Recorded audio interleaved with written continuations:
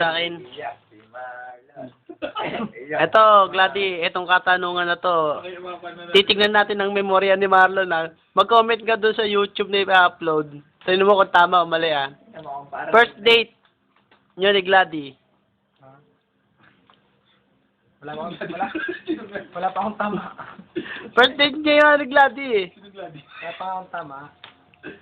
Tama kita sa tama kita. First date. Wala na ako sa mood. Tamod, gusto mo tamod. Wala na ako tamod. Ang gadi. O sige, ito na lang. First kiss nyo na rin.